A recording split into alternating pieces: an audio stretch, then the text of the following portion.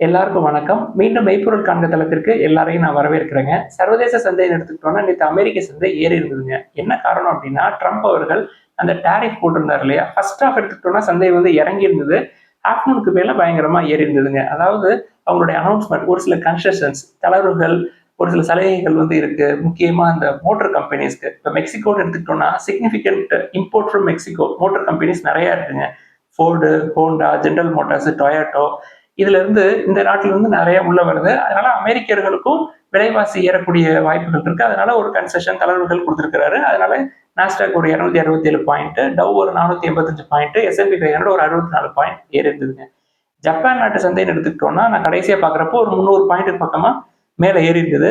அடுத்து தங்கத்தை எடுத்துக்கிட்டோம்னா ஒரு ₹45 இறங்கிருக்குங்க. 22 carat gold per gram 8020 trade ஆயிட்டு இருக்கு. ஸோ கன்சிடர் பண்றதுக்கு ஒரு ஆப்பர்ச்சுனிட்டி.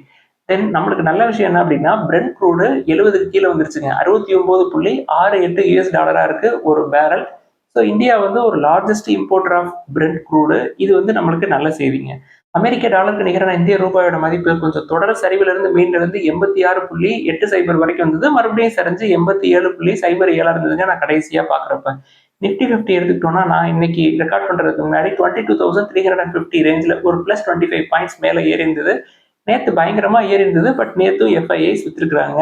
ஒரு 2875 crores எஃப்ஐஐஸ் வித்திருக்கிறாங்க. ஒரு 3370 crores டிஐஎஸ் வந்து வாங்கியிருக்கிறாங்க. அடுத்து இன்னைக்கு அப்டேட்னு போயிட்டோம்னா ஃபர்ஸ்ட் டெஸ்லால ஒரு அப்டேட்டுங்க. டெஸ்லாவை பொறுத்த வரைக்கும் இப்பயும் நம்ம வந்து டெஸ்லா ஃபுல்லி ஃபர்னிஷ்டு கார்ஸ் பெர்லின்ல இருந்து வருது இல்லையா? இப்போ வரைக்கும் 110% வந்து டாரிஃப் அப்படின்னு சொல்லியிருக்கிறோம். பட் அமெரிக்கா வந்து என்ன சொல்றாங்க, நாங்க வந்து அடுத்த மாசம் அதாவது ஏப்ரல் ஃபர்ஸ்ட் வீக்ல ரெசிப்ரோக்கல் டாரிஃப் வந்து போடுவோம். எக்ஸப்ட் அந்த அக்ரி ப்ராடக்ட்ஸ் தவிர மிச்ச எல்லாத்துக்கும் ரெசிப்ரோக்கல் டாரிஃப் இந்தியாவுக்கும் இருக்கும் அப்படின்னு சொல்லியிருக்கிறாங்க. ஆனா அமெரிக்கா டெஸ்லா என்ன எதிர்பார்க்கறாங்க அப்படின்னா, அங்கிருந்து வரக்கூடிய கார்ஸ்க்கு ஜீரோ டாரிஃப் இல்லாட்டி ஒரு நெக்லிஜிபிள் டாரிஃப் வந்து இந்தியா போடணும் அப்படின்றத எதிர்பார்க்கறாங்க. ஸோ ஜீரோ டாரிஃபோ நெக்லிஜிபிள் டாரிஃபோ போட்டாங்க அப்படின்னா, இங்க உள்ள கார் மேக்கர்ஸ் இங்க உள்ள கார்ஸ் வந்து லக்ஸரி கார்ஸ் வந்து ரோல் அவுட் ஆகுது இல்லையா? இப்ப டாடா லக்ஸரி கார்ஸ் போடுறாங்க, அந்த மஹேந்திரா அவங்களுக்குலாம் இதனால சிக்கல் வருங்க. இஃப் கவர்மெண்ட் வந்து 0% இல்ல நெக்லிஜிபிள் பெர்சென்டோ போட்டாங்க அப்படின்னா பாதிப்புகள் இருக்கும் கண்டிப்பா. இந்தியாவை பொறுத்த வரைக்கும் சோயா தென் ஆப்பிள் இம்போர்ட்ஸ்க்கு இம்போர்ட் டியூட்டி கன்செஷன் ஏற்கனவே கொடுத்துருக்குறோங்க. பட் ரெசிப்ரோக்கல் டாரிஃபை பொறுத்த வரைக்கும் நம்மளோட ஆட்டோ எக்ஸ்போர்ட்ஸ் டு அமெரிக்கா அப்படின்னு எடுத்துக்கிட்டீங்கன்னா ரொம்ப ரொம்ப கம்மி தாங்க. அதை தொடர்ந்து பிஜி மீட் இப்போ 52 வீக் லோ கிட்ட வந்திருக்கேன். புது 52 வீக் லோ, அதாவது 76.70 நான் கடைசியா பார்த்தேன். இப்போ என்னோட ஆவரேஜ் பிரைஸ் வந்து 100 அப்படின்னா ஒரு 25% பக்கமா லாஸ் ஆயிருக்கு. பட் நான் கடைசி ஒரு 2-3 வருஷமா ₹3 எடுத்துக்கிட்டே இருக்கேன். இப்போ என்ன செய்திகள் வந்திருக்கு அப்படின்னா, ஃபினான்ஷியல் 28 வரைக்கும் ஒரு ₹12 வரும். அதுக்கப்புறம் டிவிடெண்ட் பே அவுட் குறையிறதுக்கு சான்சஸ் இருக்கு. இந்த கேள்விகள் வந்து நிறைய இருக்குங்க. இன்னொரு கேள்வி பிஜி யூனிட் பொறுத்த வரைக்கும் இன்டிகிரேட் ட்ரஸ்ட் வந்து நிறைய அக்விசிஷன்ஸ் பண்றாங்க. அதுலயும் டிவிடெண்ட் வருது. அது ஷேர் பிரைஸும் ஏறுது அப்படின்னு சொல்லி கேட்கறாங்க. பட் நான் பிஜி யூனிட் எப்படி பாக்குறேன் அப்படின்னா, net debt to asset under management எடுத்துக்கிட்டோம்னா பிஜி யூனிட் பொறுத்த வரைக்கும் 0.26 தாங்க. இவங்களுக்கு எனார்மஸ் ஹெட்ரூம்ஸ் வந்து அவைலபிளா இருக்கு. டெட் ஃபண்டட் அக்விசிஷன்ஸ் பண்றதுக்கு வாய்ப்புகள் நிறைய இருக்கு. சிம்பிளா சொல்லணும் அப்படின்னா இவங்களோட டெட் டு ஈக்விட்டி 0.07 தான். அதே நேரம் இன்டிகிரேட் ட்ரஸ்ட் எடுத்துட்டோம்னு வச்சுக்கோங்களேன், அவங்களோட debt to asset under management 61.3% இருக்குங்க. வேல்யூவேஷன்ஸும் அதிகமா இருக்கு. பிரைஸ் டு புக்கும் அதிகமா இருக்கு. பிஇயும் அதிகமா இருக்கு. தென் டெட்டும் அதிகமா இருக்கு. உங்களுக்கு இன்னும் சிம்பிளா சொல்லணும்னா டெட் டு ஈக்விட்டி 3.64ல இருக்குங்க. நம்ம இவ்வளோ டெட் இருக்க கம்பெனி சைடு எப்பொழுதுமே போகவே மாட்டோம். வேல்யூவேஷன்ஸும் அதிகம். எனக்கு இதை கம்பேர் பண்றப்ப பிஜி இன்வெட் எவ்வளவோ தேவையில்லைன்னு தோணுதுங்க. இப்போ வந்து ₹76 இருக்கு. அடுத்த 3 வருஷத்துக்கு எனக்கு ஒரு ₹36 வருதுன்னு வச்சுக்கோங்களேன். இப்போ ஃபினான்ஷியல் 25 முடிய போகுது. 26, 27, 28க்கு ஒவ்வொரு வருஷமும் ₹12 வருது எனக்கு அப்படின்னு வச்சுக்குவோம். இப்போ நான் இந்த ₹36 கழிச்சிடறேன். இப்போ ₹76 இருக்கு. ₹40 வந்தாலும் எனக்கு அதை பத்தி கவலை இல்லை. ₹40 நம்ம வந்து 1, 2 தொடர்ந்து கன்சிடர் பண்ணிக்கிட்டே தான் இருப்போம். ஒஸ்ட் கேஸ் ₹40 இருக்கு. நான் வந்து தொடர்ந்து ஆவரேஜ் பண்ணிக்கிட்டே இருக்கேன். என்னோட ஆவரேஜ் ஷேர் பிரைஸ் ₹60 இருக்குன்னு வச்சுக்கோங்களேன். ₹6 டிவிடெண்ட் கொடுத்தாலும் எனக்கு 10%ங்க. ஸோ இப்பயும் வந்து எனக்கு ஒரு நல்ல இன்வெஸ்ட்மெண்ட்டாக தான் தெரியுது. பாண்ட் வாங்க முடியல, என்னால் ₹10,000 ஒன்னா கொண்டு போய் பாண்ட்ல போட முடியாது அப்படின்றவங்க இன்னமும் இதை வந்து கன்சிடர் பண்ணலாம். என்னை பொறுத்த வரைக்கும் நான் என்னுடைய புரிதலை உங்களுக்கு சொல்லிட்டேன். அடுத்து ஜைடஸ் லைஃப் சயின்சஸ்ல ஒரு அப்டேட்டுங்க. ஜைடஸ் லைஃப் சயின்சஸ்க்கு ஒரு அப்ரூவல் கிடைச்சிருங்க. டெசாட்னிப் அப்படின்ற ஒரு மருந்துக்கு யுஎஸ்எஃப்டிஏ அப்ரூவல் கிடைச்சிருக்கு. இந்த மருந்து வந்து அவங்க எங்க தயாரிக்க போறாங்க அப்படின்னா, அகமதாபாத்ல பிளான்ட் இருக்கு அவங்களுக்கு. அந்த பிளான்ட்ல தயாரிக்க போறாங்க. இது ஜைடஸ் லைஃப் சயின்சஸ்க்கு நல்ல செய்வீங்க. Zydus life sciences, Zydus wellness இது ரெண்டுக்கும் கன்ஃபியூஷன்ஸ் நிறைய பேருக்கு இருக்குங்க.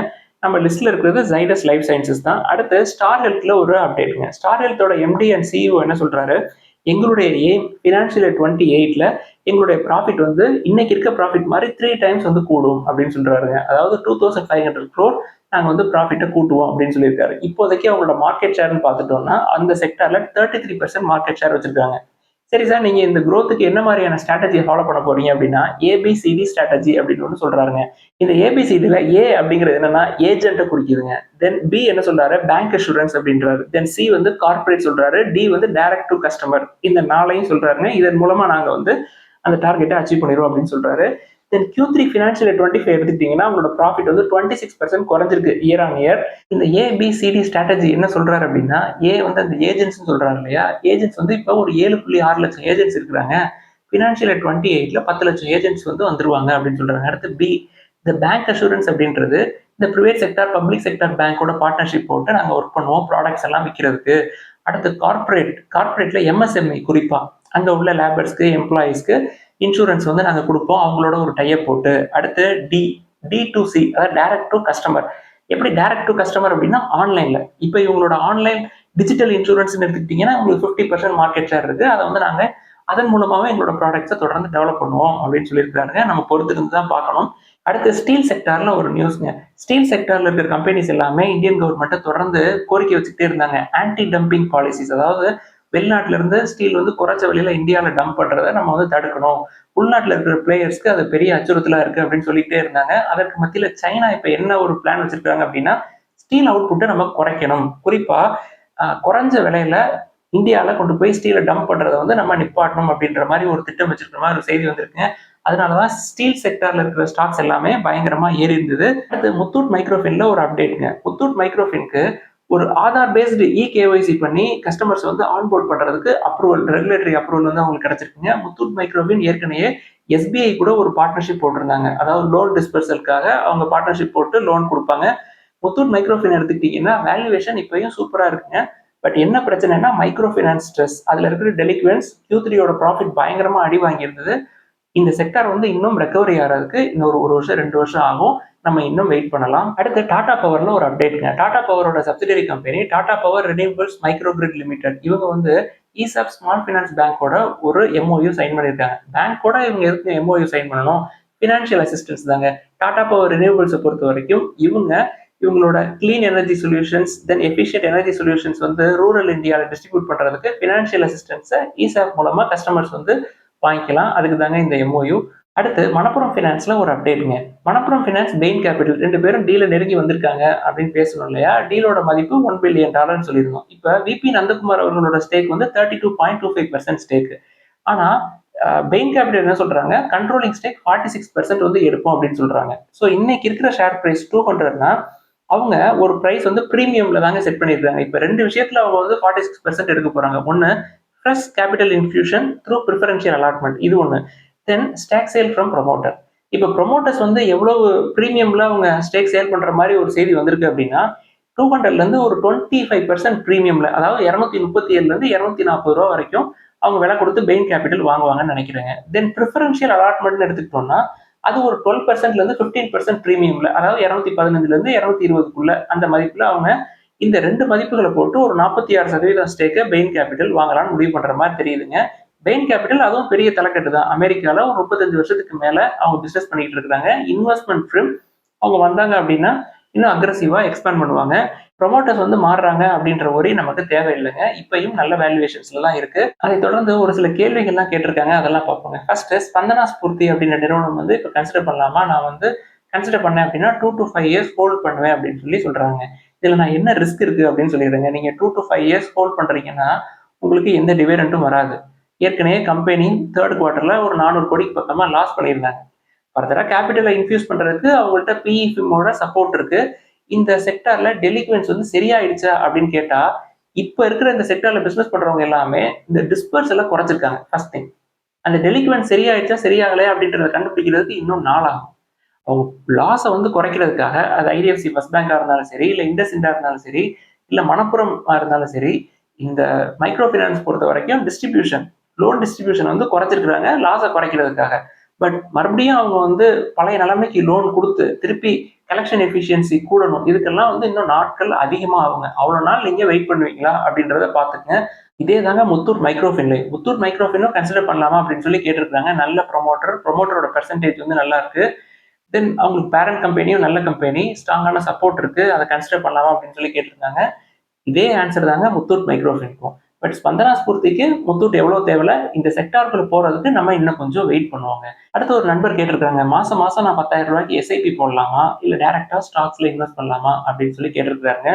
என்னை பொறுத்த வரைக்கும் நான் தனிப்பட்ட முறையில் என்ன பண்ணுவேன் அப்படின்னா, இந்த systematic investment plan, mutual plan அதுக்குள்ள நான் போறதே இல்லைங்க. நான் வந்து எது நல்ல வேல்யூவேஷன் நம்மளுக்கு சொல்லி கொடுத்துருக்காங்க, Graham, Peter Lynch, Morgan Housel, lowest பிரைசஸ்ல நல்ல வேல்யூவேஷன்ஸ்ல நல்ல ப்ரொமோட்டர் இன்டெகிரிட்டியோட நல்ல க்ரோத் ப்ராஸ்பெக்ட்ஸ்ல இருக்கிற ஸ்டாக்கை பார்த்து தேடி கண்டுபிடிக்கணும். அதுக்கு தான் இவங்களை நம்ம படிக்கிறோம். கண்டுபிடிச்சு டைரக்டாவே அந்த ஸ்டாக்ஸை வாங்கிடுறதாங்க எனக்கு எப்பொழுதுமே பழக்கம். பெரும்பாலும் எனக்கு கம்பெனியோட ஷேர்ஸை டைரக்டா வாங்கினாதாங்க அந்த கம்பெனியில நம்ம வந்து பார்ட்னர்ஷிப் எடுத்திருக்கோம், நம்ம வந்து ஒன் ஆஃப் த ஓனர் அப்படின்ற ஃபீல் வந்து எனக்கு வரும். அந்த ஃபீல் வந்து எனக்கு ரொம்ப தேவைங்க. அதனாலதான் நான் மியூச்சுவல் ஃபண்டு, எஸ்ஐபி பக்கத்து போறதே இல்லை. அடுத்து பிஜி இன்வெர்ட், பால்மர் லாரி இன்வெஸ்ட்மெண்ட்ஸ், இந்த 2 கம்பெனில எது வந்து இன்வெஸ்ட்மெண்ட்ஸ்க்கு நல்லா இருக்கும், நல்ல டிவிடெண்ட் அவங்களும் கொடுக்குறாங்களே அப்படின்னு சொல்லிட்டு பால்மர் லாரி இன்வெஸ்ட்மெண்ட் என்ன பிசினஸ் பண்றாங்க அப்படின்னு தெளிவா எனக்கு தெரியலைங்க. பட் பிஜி இன்வெர்ட்ல என்ன பிசினஸ் நடக்குது அப்படின்றத நம்ம ஏற்கனவே பல தடவை பேசியிருக்கோம். நல்ல பிசினஸ் தெரிஞ்சதை தாங்க நம்ம வாங்கணும். வாரன் பஃபட் அவர்கள் சொன்னதான் நான் சொல்றேன். நம்ம ஒரு பிசினஸ் வாங்குறோம் அப்படின்னா அந்த பிசினஸ்ல என்ன நடக்குது அப்படின்றத நமக்கு தெளிவாக தெரியணும். அடுத்து ஒரு நண்பர் கேட்டிருக்காங்க, பிஜி யூனிட் வந்து என்கிட்ட ஒரு 1125 இருக்கு, லாஸ் வந்து ஒரு 30,000 கிட்ட லாஸ் இருக்கு, நான் வந்து செல் பண்றதா, ஆவரேஜ் பண்றதா, ஹோல்ட் பண்றதா அப்படின்னு சொல்லி கேட்கறாருங்க. இது வந்து உங்களுக்கு நொட்டேஷனல் லாஸ் தான். இது வந்து ரியலைஸ்ட் லாஸ் கிடையாது, அன்ரியலைஸ்டு லாஸ் தான் ஃபர்ஸ்ட் திங். தென் உங்களுக்கு கன்சிஸ்டன்சியா டிவிடெண்ட் வந்து வந்துகிட்டே இருக்கு 3 மாசத்துக்கு ஒரு தடவை. இது செகண்ட் திங். தென் தேர்டு, பிஜி இன்வெட்ல இருந்து உங்களுக்கு டிவிடெண்டே பெரிய தொகை வருங்க. அதை திருப்பி அதிலே இன்வெஸ்ட் பண்ணி நீங்க வந்து ஆவரேஜ் பண்ணலாம். நான் வந்து இப்படிதான் பண்ணுவேன். இது 40 வரைக்கும் போனாலும் நான் வந்து ஆவரேஜ் பண்ணலாம் அப்படின்ற முடிவுல தாங்க இருக்கேன். அடுத்து ஒரு சிலருக்கு ஒரு கன்ஃபியூஷன் இருக்குங்க, ஜைடஸ் லைஃப் சயின்சஸா இல்ல ஜைடஸ் வெல்னஸா அப்படின்னு சொல்லிட்டு. நம்ம லிஸ்ட்ல இருக்கிறது ஜைடஸ் லைஃப் சயின்சஸ் தான். அதுதான் வேல்யூவேஷன்ஸ் கம்மியா இருக்கு, 19 PE இருக்கு, டெட் டு ஈக்விட்டி கிடையாது, ஃபார்மா கம்பெனி. ஜைடஸ் வெல்னஸ் உங்களுக்கு வேணும் அப்படின்னா அது ஹையர் வேல்யூவேஷன்ஸ்ல இருக்குங்க, நம்ம வந்து அதை கன்சிடர் பண்ண முடியாது. ஸோ நம்ம ஜைடஸ் லைஃப் சயின்சஸை கன்சிடர் பண்ணாலே ஜைடஸ் வெல்னஸையும் நம்ம வந்து வச்சுக்கிட்டு இருக்கோம் அப்படின்னு தான் அர்த்தம். அடுத்து பஞ்சாப் நேஷனல் பேங்க் எப்படி சார், அதை கன்சிடர் பண்ணலாமா அப்படின்னு சொல்லி கேட்டிருக்காங்க. என்னை பொறுத்தவரைக்கும் பஞ்சாப் நேஷனல் பேங்க் நீங்க எஸ்பிஐயே கன்சிடர் பண்ணிட்டு போயிடலாங்க. நல்ல வேல்யூவேஷன்ல இருக்கு, 52 வீக் லோல இருக்கு, 7 லட்சம் கோடி கிட்ட பக்கமா மார்க்கெட் கேப். பிஎன்பி ஏற்கனவே ஒரு 230 240 2010 பீக் போனது, இன்னும் பீக் போகவே இல்லை, என்னைக்கு போகும்னே தெரியாது. நம்ம லிஸ்ட்ல எல்லாம் எஸ்பிஐ இல்லைங்க. உங்களுக்கு வந்து கவர்மெண்ட் செக்டார் பேங்க் கண்டிப்பா எனக்கு கட்டாயமா ஒன்று வேணும் அப்படின்றதுக்கு பிஎன்பிக்கு எஸ்பிஐ கன்சிடர் பண்ணிட்டு போயிடலாம். அடுத்து ஒரு நண்பர் கேட்டிருக்காங்க, இந்த கோல்டு இடிஎஃப் தென் கோல்டு ஃபண்ட் இது ரெண்டும் ஒன்னா இல்ல வேற வேறையா அப்படின்னு சொல்லி கேட்டிருக்காங்க. நம்ம சொல்றது வந்து கோல்டு இடிஎஃப் சொல்றாங்க, அது வந்து ட்ரேட் ஆகிட்டே இருக்கும். கோல்டு ஃபண்ட் அப்படின்றது அதுக்கு ஒரு ஃபண்ட் மேனேஜர் இருப்பாரு, நீங்க ஃபண்டை கொடுப்பீங்க. அவரும் என்னதான் பண்ணுவாருன்னா நீங்க கொடுக்குற பணத்தை மறுபடியும் கோல்டு இடிஎஃப்ல தான் போடுவாரு. தென் கொஞ்சம் கேஷா வச்சிருப்பாரு, தென் கொஞ்சம் டெட் இன்ஸ்ட்ருமெண்ட்ஸ்ல போடுவாருங்க. இப்போ சாவரின் கோல்டு பாண்ட் வந்துச்சுன்னா அதுல கொஞ்சம் போடுவாரு. இப்போ எஸ்ஜிபி வர்றதே இல்லை. இப்போ ஃபார் எக்ஸாம்பிளுக்கு ஆக்சிஸ் கோல்டு ஃபண்டுன்னு ஒன்று இருக்குங்க. அது வந்து நீங்க சொல்ற மியூச்சுவல் ஃபண்ட் டைப் தான். அதுக்கு ஒரு ஃபண்ட் மேனேஜர் இருக்காரு, அதுக்கு எக்ஸ்பென்ஸ் ரேஷியோ, எக்ஸிட் லோடு, அது இது நிறைய இருக்கு. அந்த ஃபண்ட் மேனேஜர் எதுல தான் இன்வெஸ்ட் பண்றாருன்னா உங்க பணத்தை ஆக்சிஸ் கோல்டு இடிஎஃப்ல இன்வெஸ்ட் பண்றாரு. அதுக்கு நீங்க டைரக்டாவே ஆக்சிஸ் கோல்டு இடிஎஃப் வாங்கிடலாங்க. ஸோ மியூச்சுவல் ஃபண்டு, அதாவது கோல்டு ஃபண்டுக்கு கன்சிடர் பண்றதுக்கு நம்ம இடிஎஃப் டைரக்டா போயிடலாம். எக்ஸ்பென்ஸ் ரேஷியோ உங்களுக்கு குறையும், செலவு குறையும், அவ்வளவுதாங்க. ஸோ இதெல்லாம் தாங்க இன்னைக்கு பேசணும்னு நினைச்சோம். ஏதாவது சந்தேகங்கள், கேள்விகள் இருந்தா எல்லாத்தையும் எழுதுங்க, நம்ம பேசுவோம். எல்லாருக்கும் நன்றி.